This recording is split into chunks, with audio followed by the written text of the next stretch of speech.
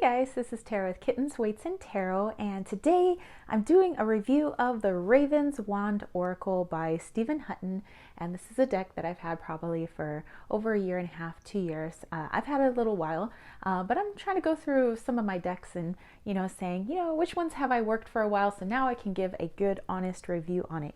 Okay, so I'm currently using this one for my daily draws, although I have used it for client readings. I have used it, on my channel for readings and things like that. I've paired it with tarot, so I've used it quite a bit.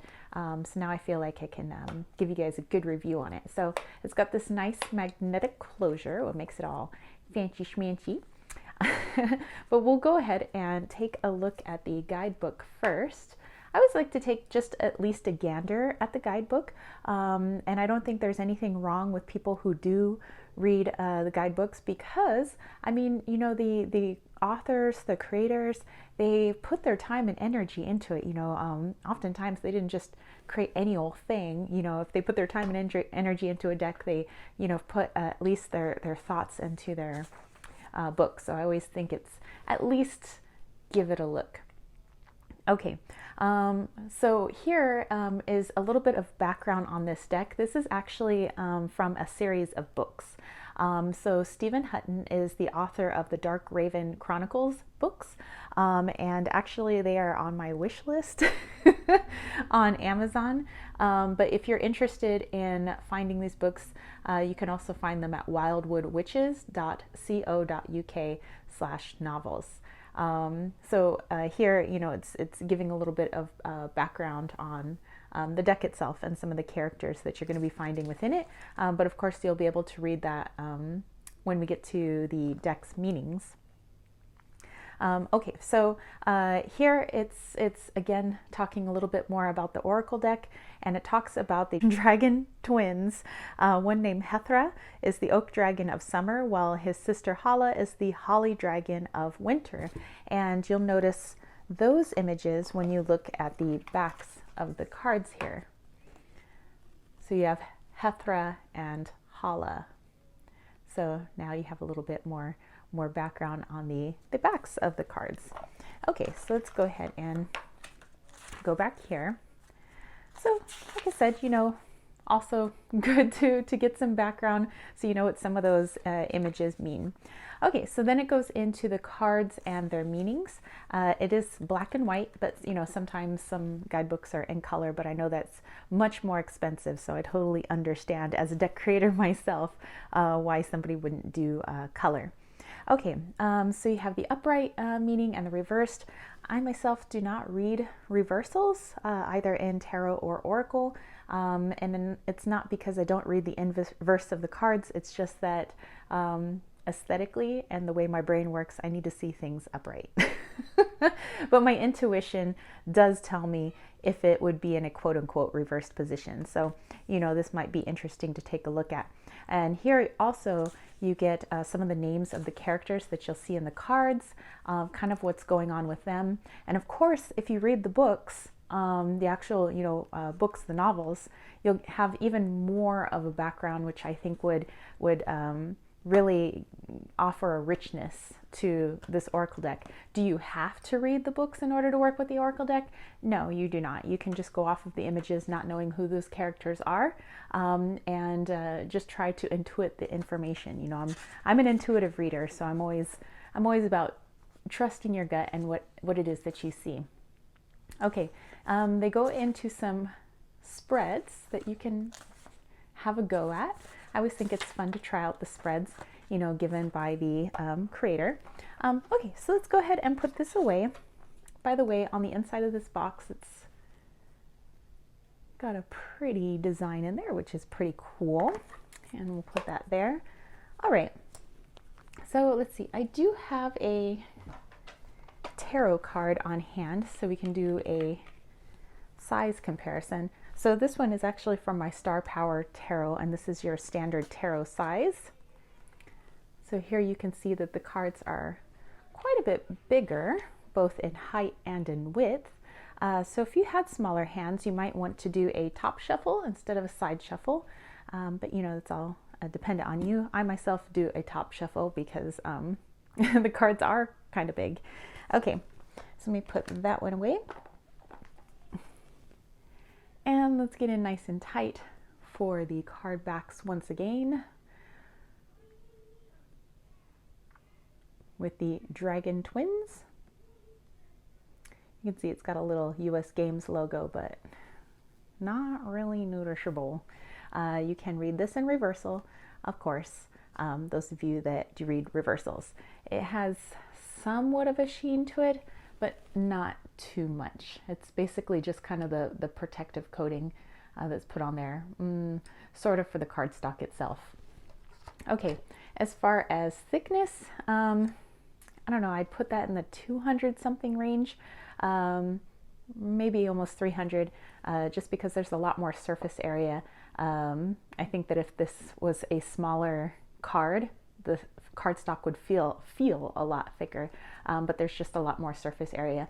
But it's quite stable. I mean, it's pretty thick and bendy at the same time, so it is forgiving. Like I said, I've had it for a little while now, and seems to have held up. I mean, I don't really see any chipping on my cards, so, and I've shuffled them quite a bit. All right, with that said, let's go ahead and take a look at the images. All right. Here we are. You know, like I said, you could read this without knowing who this person is, or maybe what's actually going on here that's from the story. All I would look at is I would see this witch, and there appears to be these mounds. There appears to be a person in this tree, or the tree is alive, and I would try to intuit some information. Plus, I'd look at the, you know, what it says down there. It says old ghosts. So I think that the keywords and phrases are fantastic. The images are beautiful, equally fantastic. And you can have some pretty good messages and readings having never read the novels. Oh, and that's another thing. There's also Humanoid Animals. And normally I have a weird thing about not liking animals that are depicted as people. But in this deck, it seems okay. I think because of the artwork and the world that I'm being brought into, it's believable.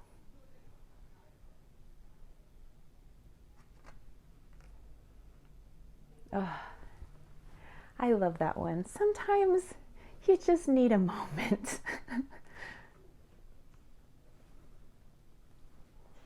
Some of them are very evocative too. I think you'll notice that as we get to some of them, where you're like, a little maybe triggering on some of these, but you know, I don't want to live without being triggered by something, because I feel that those are reminders that there are unhealed portions of myself. There are shadows to be worked through. It's nothing bad. It's just how our body lets us know, hey, this is something you got to work on, something you got to heal. So I like decks that trigger those things in me. Do I want that to happen all the time? Of course not, because there is a time and place. And I don't want to avoid, you know, decks like that. But, you know, once in a while, bust them out. And then it's like, oh, you know, why does that bother me so much? Where is that actually stemming from? And this deck does help with the shadow work. I wouldn't call it a shadow work deck solely, but I do feel it can be used in that respect. I've used it for life paths, career paths.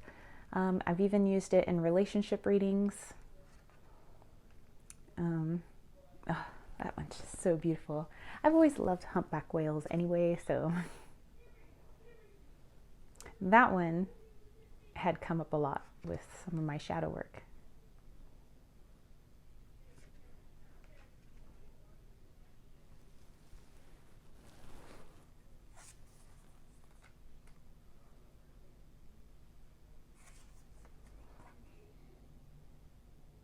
Oh my goodness.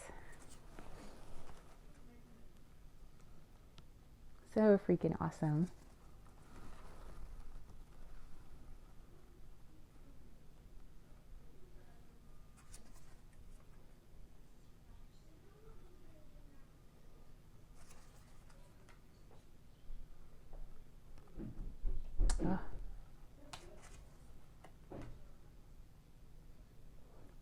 Sorry, I'm just like so taken in by the images myself. Even though I've had this deck for a while, like I said, it just like it draws you in.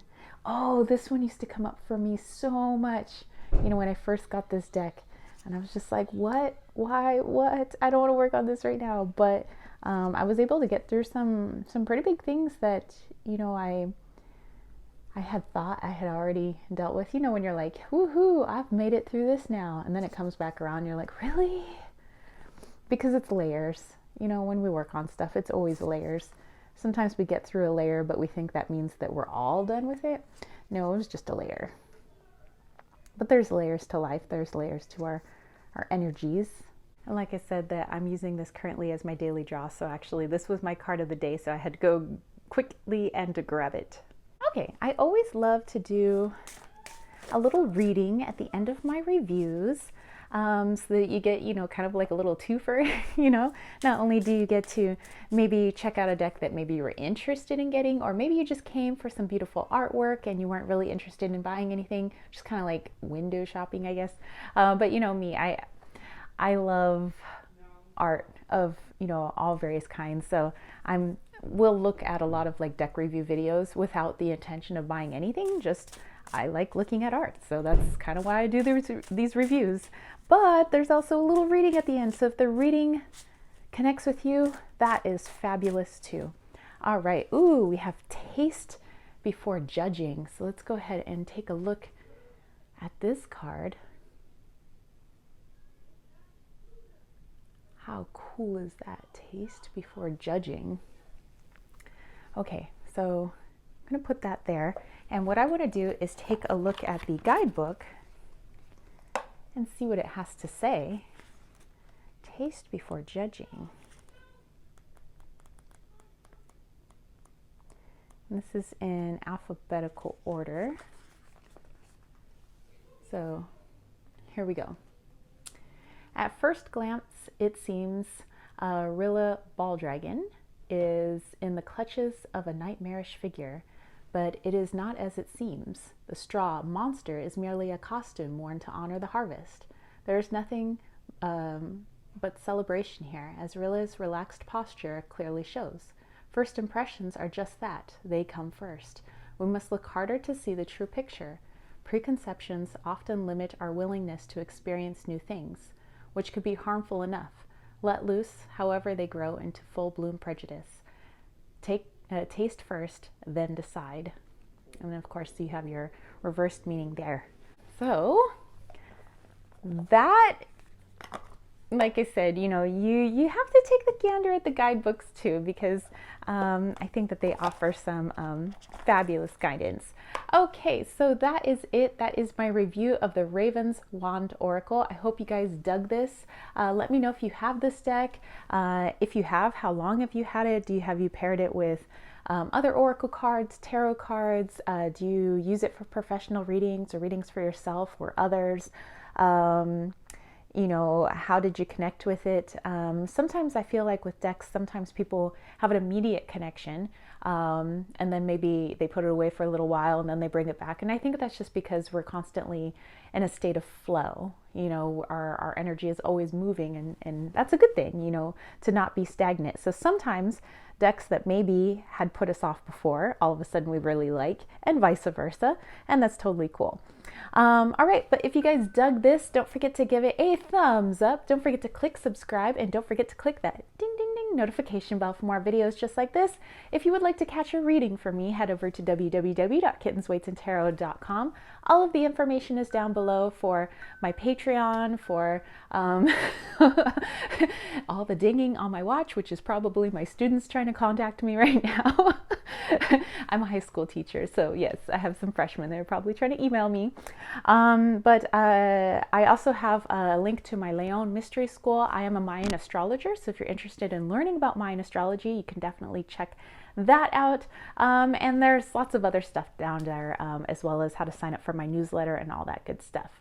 All right, but that's it from me, spiritual homies. I will catch you later. Peace, love, and chicken grease. Peace out.